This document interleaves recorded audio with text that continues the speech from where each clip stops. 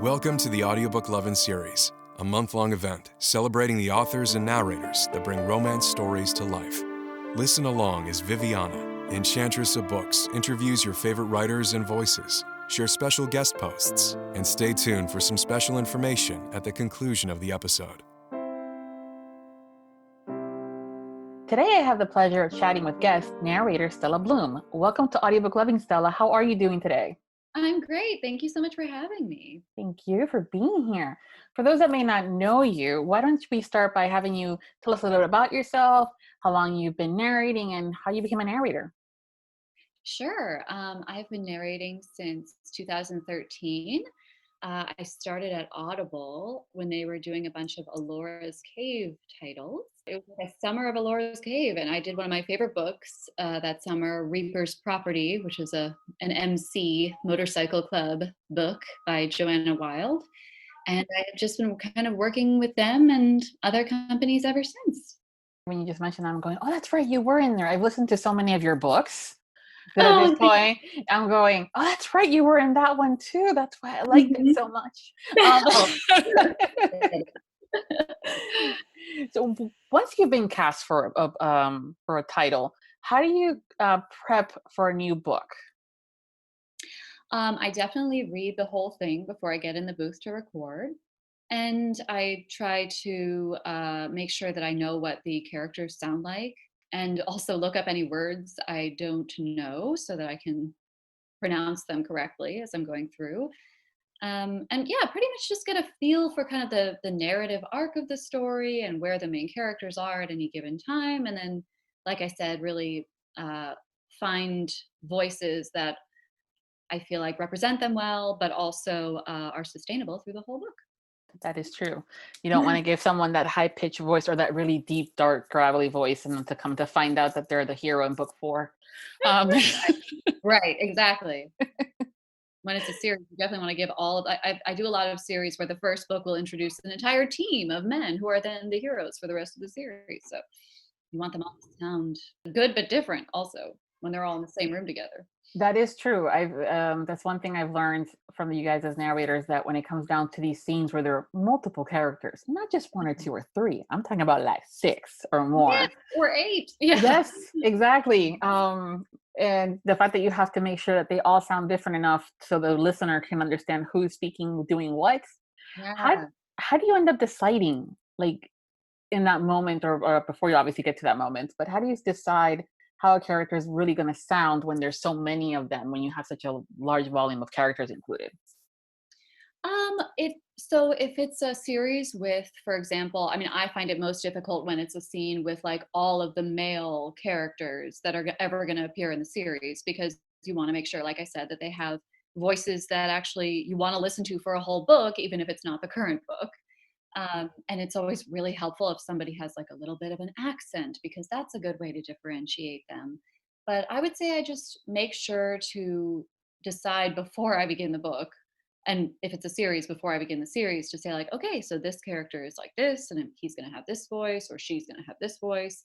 And when they're all in the same room together, then these are the ways that they're going to be differentiated. And I really try to not give any of the characters, even when they're not in the same room together, like the same voice. So it's kind of a million different shades of basically my um, male catalog, my male vocal catalog.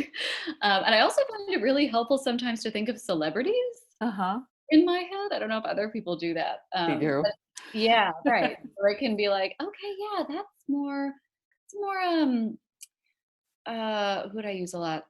Um, why can I not remember his name? I'm thinking Russell Crowe, but that's not who it is.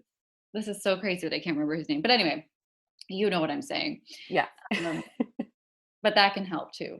Based on how the personality is and how the character interacts with other people, it's a lot to try to figure out, especially as a woman. You can only go so low. Yes. And yeah, but you also don't want to give anybody kind of not a you, I mean, you want to make sure that they sound like men. So you can't uh you can't go much higher than the male register, but also you don't want to be comically low.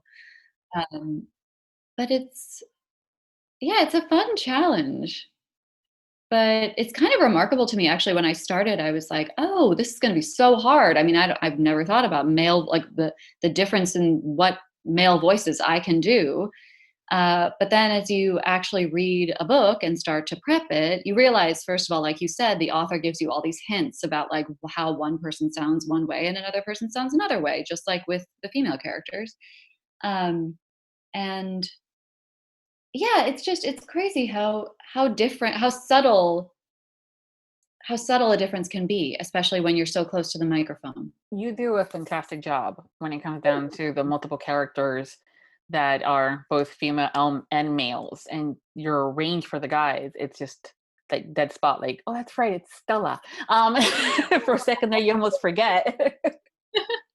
Thank you so much. Yes, like, oh, this. Yeah, you start swooning over the voice of the character plus what he's saying, and then you're going, oh, that's right, it's Stella.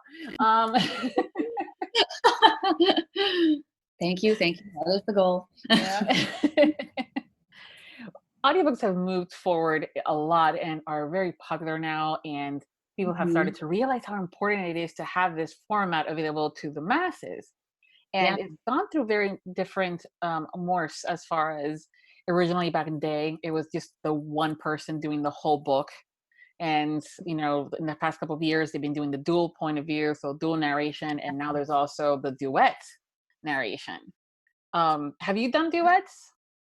I haven't. What are they? I've definitely done dual POV, but explain it to me. Maybe I have and I don't realize. So duet is when you do all the female voices and the guy does all the guy voices, regardless of whose chapter it is. Oh, that sounds great. No, I haven't done that yet. Ooh, you need to. So if you ever get a chance to do a duet, definitely look at it and see if you wanted to do it. Do you have a favorite duet? Um, I have some favorite books, and I have some favorite the duets and stuff. It's like asking me to pick a kid.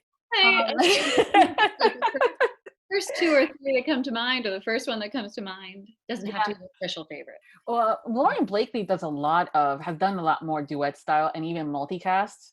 And that's kind of how I got started listening to her in that style. And so see, who was it? Oh, Shane East is one of my favorite male narrators. And he's done a bunch of them with Lauren. There's just so many out there nowadays, but it's really fun. I can always send you a link for you to check them out a little bit so you can see how that sounds. That sounds great. Yeah. Oh, awesome. So when it comes down to at least the dual and the solo, do you have a preference in doing the book all by yourself, or if the dual point of view is something that you prefer and like better? Well, I feel like the question between solo and dual POV, leaving duet to the side for a moment, it's like Hmm. it's actually pretty similar when you're in the booth because you're still by yourself, always doing your own chapters, right? Yeah. I think that I might have a stronger preference for a duet if I had ever done that because it's like you're really in the room with someone with the banter and the scene and the drama, which sounds so fun. But for dual POV, I feel like it provides something really cool for the listener, which is that you have two different voices instead of just like my idea of what the hero will think in his chapters. So there's that side of it. But then on the other side, I kind of like the artistic license to really craft the whole book. So that's also fun. Mhm. And I know that all the voices that I'm doing are consistent throughout the book. And as opposed to, well, no matter what, I'm going to sound different from the male narrator or the female narrator, depending on which what dual POV it is. But so yeah, I think they both have their strong points. But I would like to get into the studio and with another person. I think that sounds fun. Yeah, I will send you a list of some of the books that I love that are done duet. You can check them Yeah. out. Yeah, that'd be fun. When it comes down to doing a book that's done in dual point of view, do you usually reach out to the other narrator reaching out to you to ensure that things are a little bit consistent as far as like accents and all that other fun stuff? Definitely, yes. Absolutely. Yeah, we have a little chat about how people will sound, and we send each other clips of how we're going to sound because there are a couple books where I'm like, it's going to be my standard voice. And then there are others where I'm like, this is going to be actually how I do it. So it's going to sound different than my clips that are up on Audible. And that's the case for male narrators as well. So it's cool to get on the same page. I had an experience. I know we're going to talk about the Rising series, but I had an experience with the guy playing Cassius, where we were trying to figure out one character, and I was like, I really see him as like this actor, like a Rupert Everett. And he was like, me too. Great mind. It was so great. We're like, that's exactly what I was thinking of. So that's always fun. Yeah, that series is definitely something that we're going to talk about in a little bit. But yeah, because I can go on and on and on about that one. You guys did such a great job on that one. Thank you. It's really epic. Yeah. That series had a lot, and it kind of ties in with the next question in regards to accents. We always love them when you guys do them. Do you have a favorite accent to perform? I really love, well, actually, I guess I have two. I was going to say that I love English RP, but I also really like American Southern. I have Southern roots, so I like to do a Southern character. But I definitely, I love British. I love to pretend that I'm in England. And I also just think it's very satisfying to give like a hero a British accent. I find it very sexy. Again, it's just one of those, that's definitely a standard where we tend to swoon when we hear it. Yes. Well, I think at least in my voice, I think it automatically makes your voice a little richer and rounder. Like an American accent is kind of like, oh, it's perfect for contemporary romance because it's here. And then as soon as you do a British accent, it really kind of gets farther back in you, like it's just so round, Yeah. It's true. I think it's one of those when there are characters in the book and the author has given us different accents. I'm going, yay, it's so exciting. So I'm like, how is this going to play out?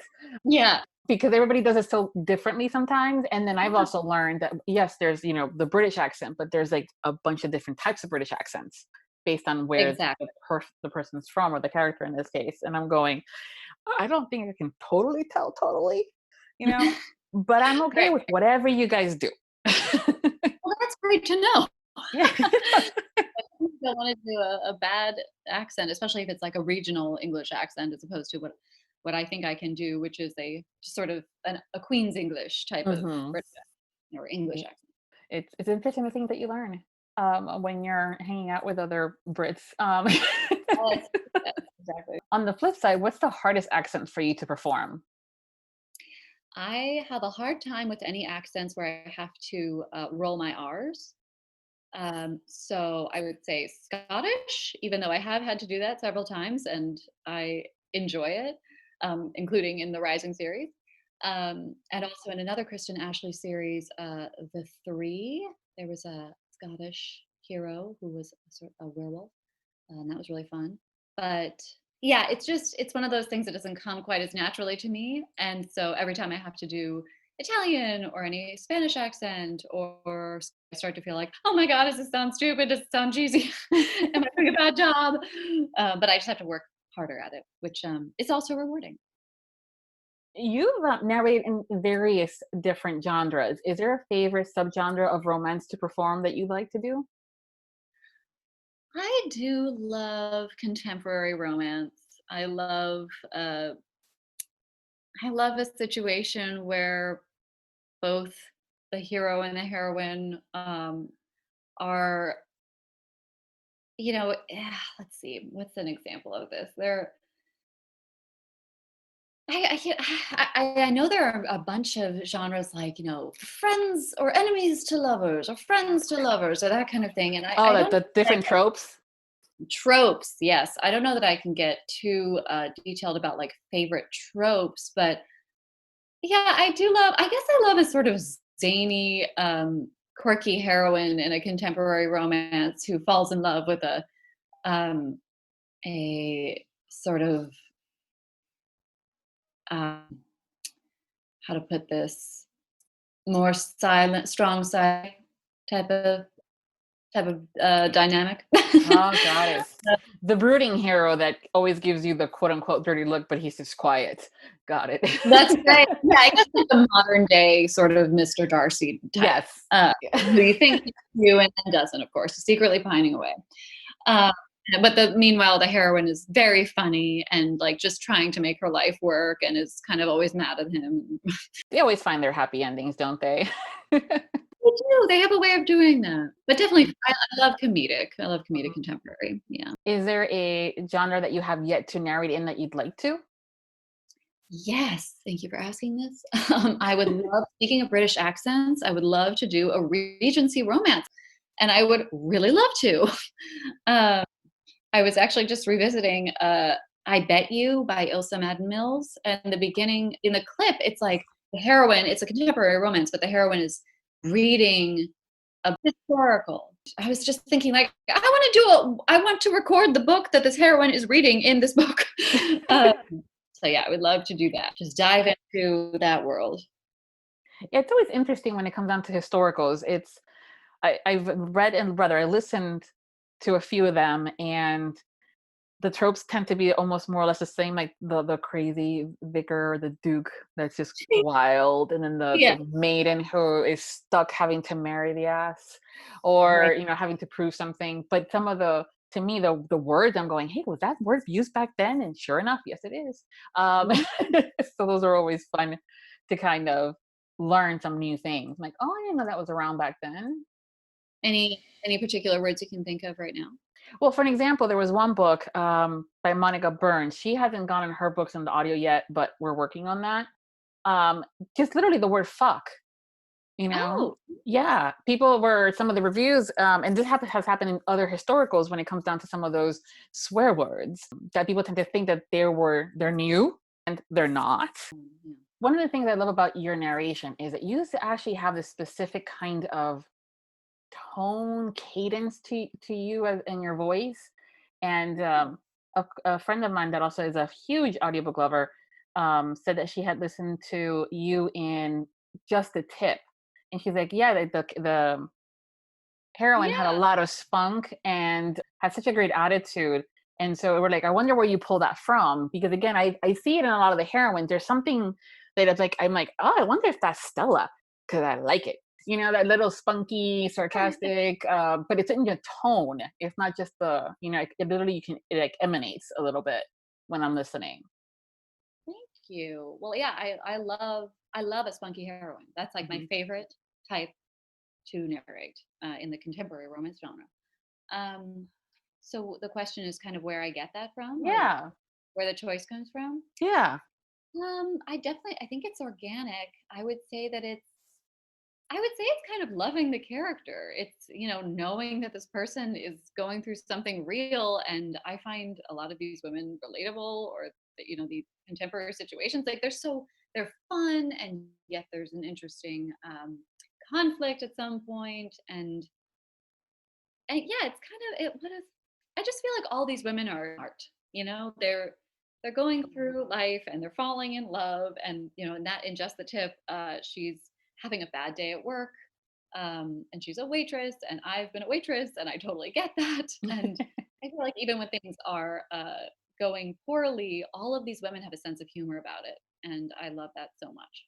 So I think that's where that kind of tongue-in-cheek, oh my god, I'm having a bad day, but maybe I'll fall in love, but probably not. But oh my gosh, that guy,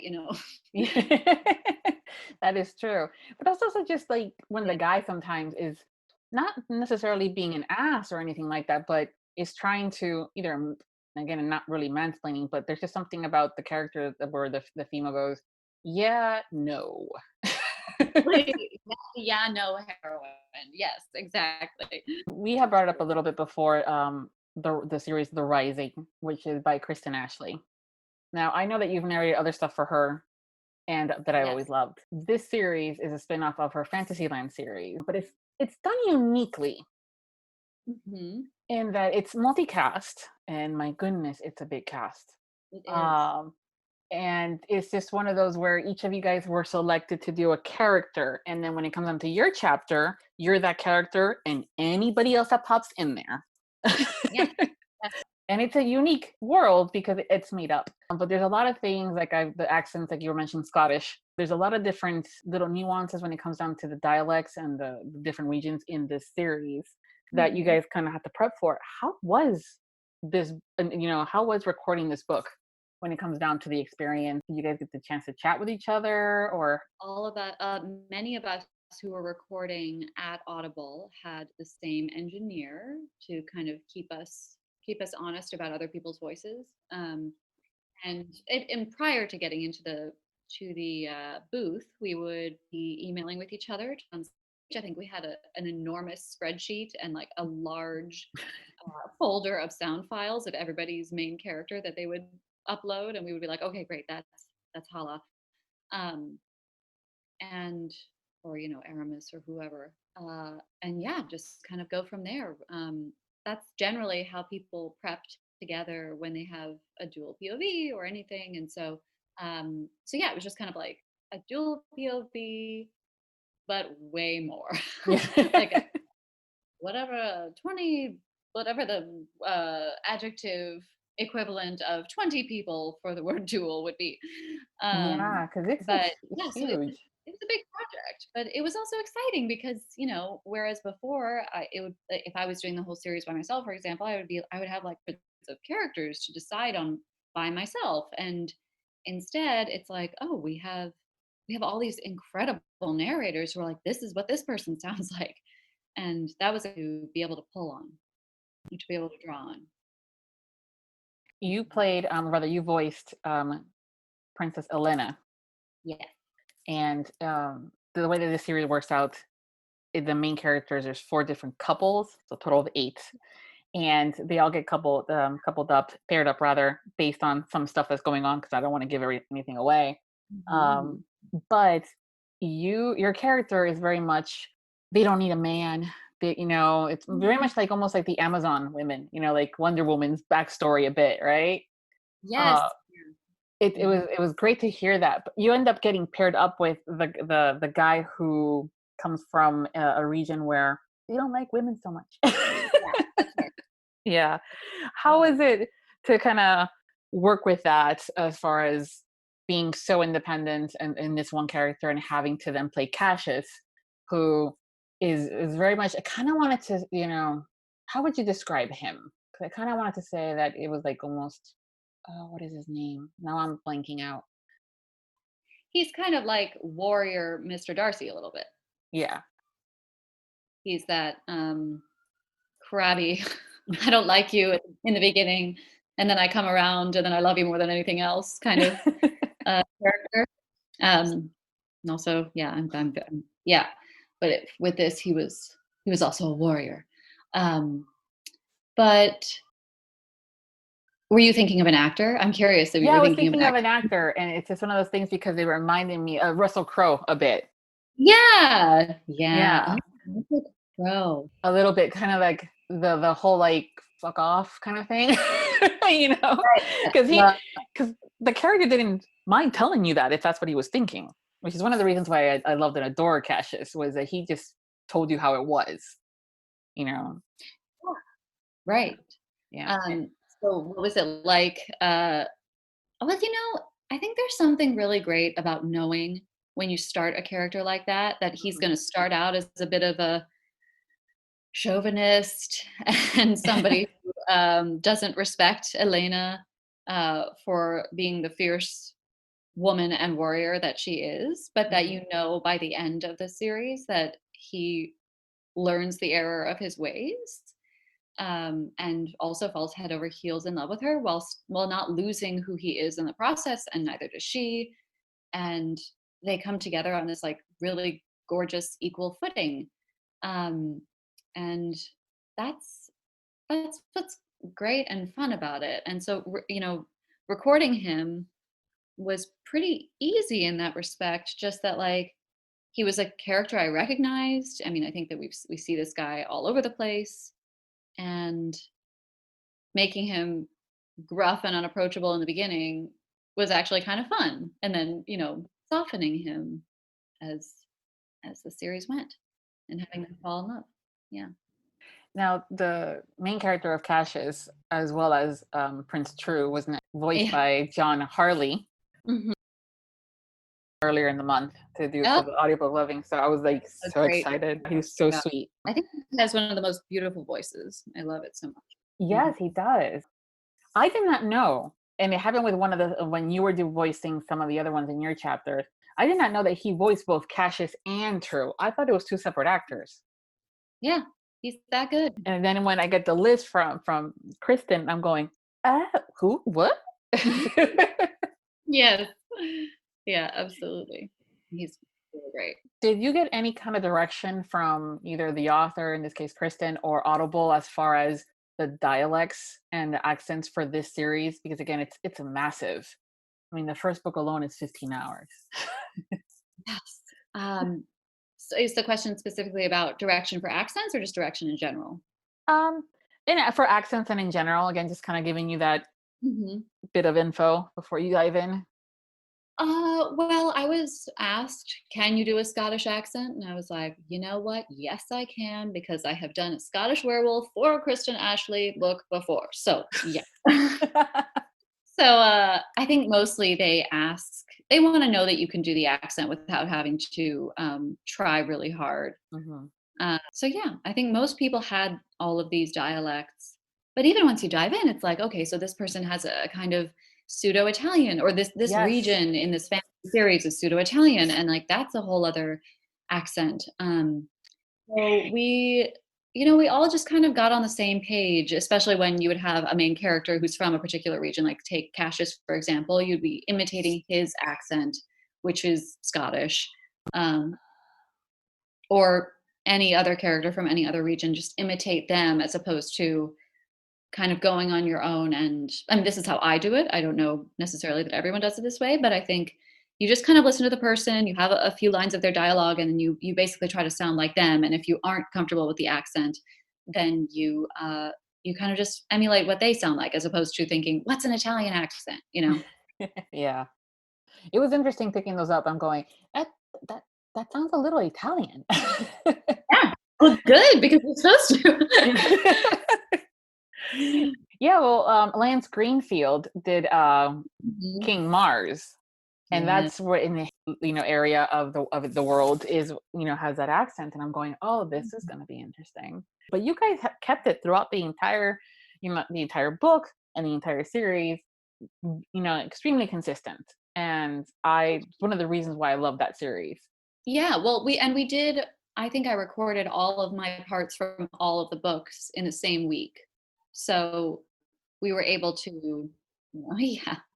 Um, each person didn't have like, the books themselves are long, but there are so many narrators that I Yes. think I only had probably 9 to 12 hours, which is pretty much a standard book.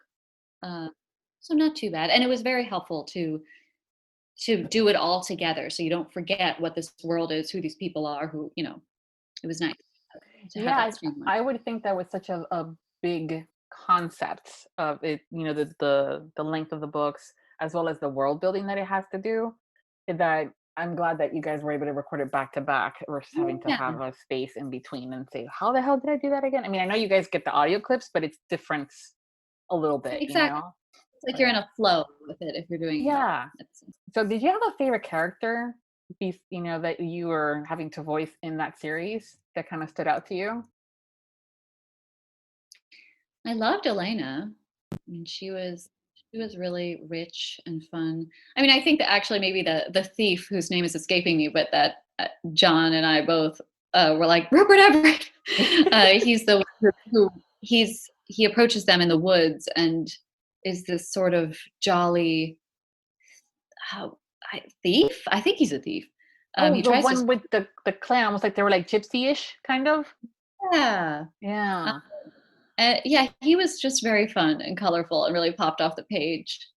So that was a fun scene. And also it was like right when Cassius and Elena are kind of starting to like each other and they're running away. And yeah, so that was maybe my favorite scene to do.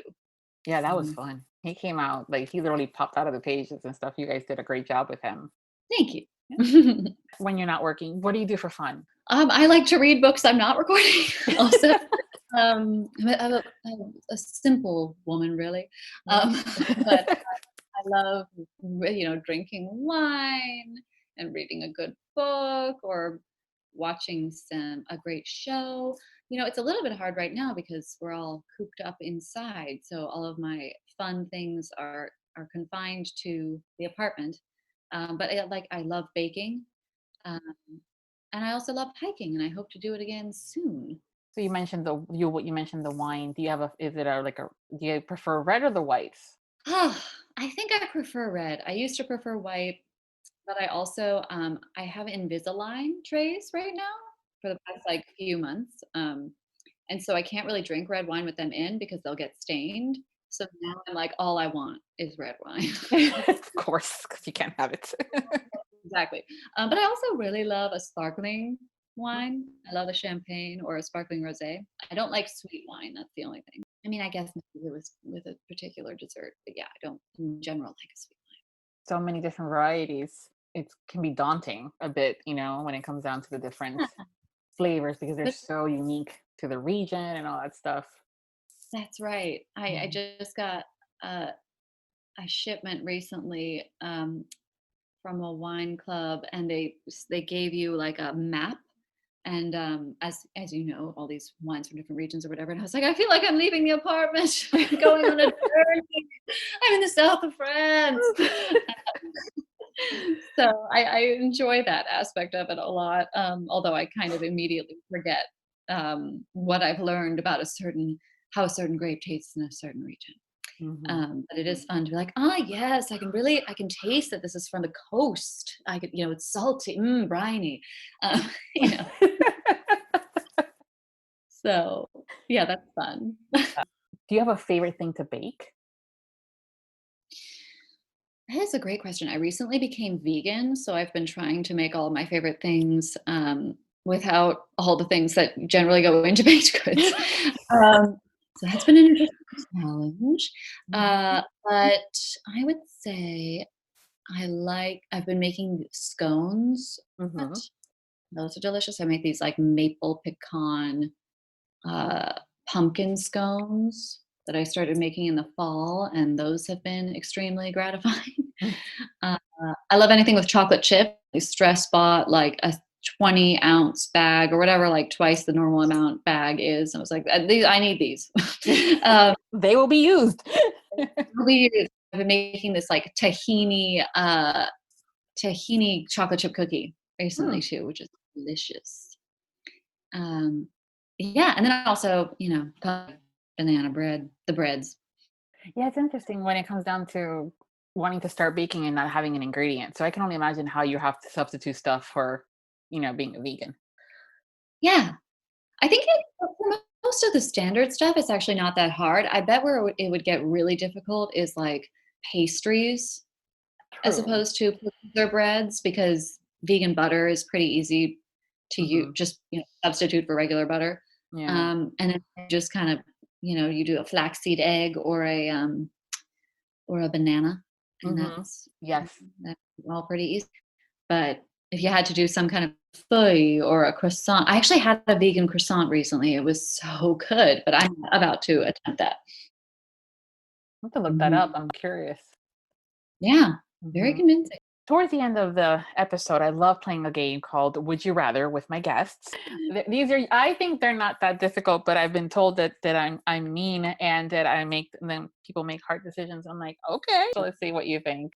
Would you rather always be 10 minutes late or always 20 minutes early? 20 minutes early. Mhm.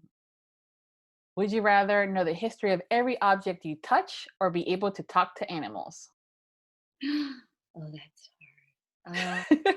talk to animals. Talk to animals. Would you rather be able to teleport anywhere or be able to read minds? Teleport anywhere. Okay. Would you rather never have to clean a bathroom again or never have to do dishes? Never clean the bathroom again. That's a common consensus. Would you rather be able to control fire or water? Ooh. That's tough. Water. Would you rather have no taste buds or be Mm, colorblind? Colorblind. I would rather be colorblind. Yes. hmm Would you rather always be hot or cold? Mm, that's the hard one. Uh, I would rather be hot. No, cold. I take it back. Cold. I would rather be cold. All right, last one. Would you rather have a personal chef or a personal masseuse? Oh, that's tough. Personal masseuse, because I can't do that for myself. True. Uh, Personal masseuse. Well, that wasn't so bad. No, those are pretty easy. Do you have like a lightning round? No, actually, that is usually I have guests that will try to rationalize as to why they selected one of the two, or they actually start doing almost like a pro and con list out loud. Well, if I Wow. talk to animals and I become Sorry, a I'm force just like like, that. this is how I feel. Well, no, it's great. It's I love it when they do that too. So it's one of those where it kind of gives you a little bit more glimpse into their personality than who they are. But at the same time, knowing what you like, it's another way of kind of getting into there as well. Before we go, can you Mhm. share with us what is coming up next? What are you working on? So, like I told you earlier, I have been in the booth today recording Anna Hackett's Mission Her Shield, which is one of her Team 52 books, and that'll be out over the summer. I think probably late June, early July. No, wait, maybe actually early June. We don't have an exact date yet, but look for that in June sometime. And I next week will be recording Susan Stoker's Defending Raven, which is coming out June 30th.